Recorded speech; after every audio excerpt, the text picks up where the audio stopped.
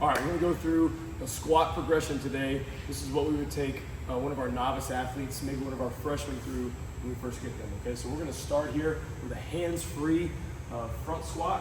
Coach is gonna step in, okay? The bar's gonna be aligned with his shoulders.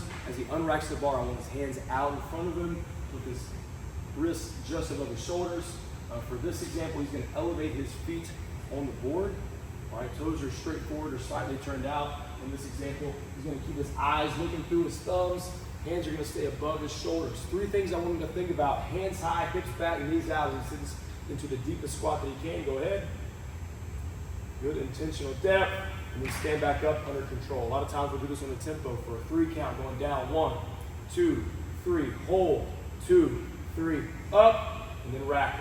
If for some reason an athlete struggles with this exercise, then we can regress them. Okay, we can also progress this by removing the board. Okay, if he's got good ankle range of motion. All right, so now let's see 3 reps right here. Hands free, unrack, hands high, couple steps back, feet hip to shoulder width. Still going for that perfect depth. Let's see a 3-second count. 2, 3, hold. Make sure he's got good depth. Hip crease at his knees, and then stand back up. Excellent. You can go ahead and rack that. If an athlete struggles with that, they don't have the ankle mobility that they need, we can regress them. If they don't have, if they have any type of upper body shoulder injuries, if they just don't have good depth, good hip mobility, then we're going to regress them to a goblet squat. Okay? For this goblet squat, we're going to pick the dumbbell up, hold it like a goblet right here. We're not going to go on the bench yet. Take a couple steps forward. Same stance here. Again, we could use the board if he lacks the ankle range of motion. This athlete right here has plenty of ankle range of motion to have a good squat. We want to cue hips back, knees out. This kind of takes, go ahead. Good depth, and then stand back up. Awesome, let's do one more. So this would be a regression of that hands-free front squat. All right, go ahead and put the dumbbell down. If they struggle with that, with getting good depth, then we're gonna give them an external position to sit on, which is gonna be the bench in this example, okay? So now the athlete picks their dumbbell up from the ground with good form, gets that same position, takes a couple steps back, and now we want them to be probably about 8 or 9 inches away from the bench. Scoot up a little bit. Okay, same good stance with the feet, hips back, soft touch, barely touching the bench, and then stand back up. So now we're fighting and giving them an external position, an aiming point to sit to. Notice his knees aren't shifting forward too much. Good posterior weight shift, driving the knees out as he stands up. You can go ahead and put it down.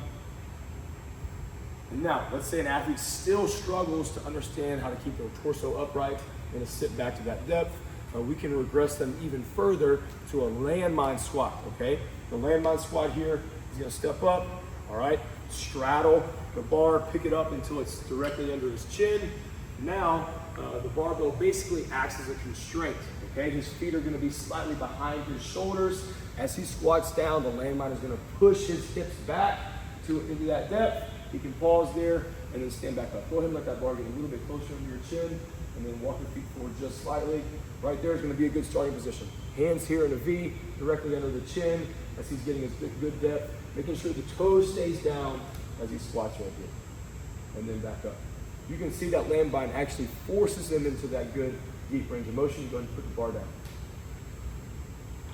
So that's a progression from our hands-free front squat.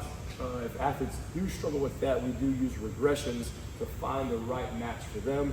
If they struggle with just this, with the weighted landmine, then we can even regress back to just a simple body weight squat, learning how to have their hands out in front as a counterbalance and just grooving that squat pattern, which we know is extremely important for all athletes.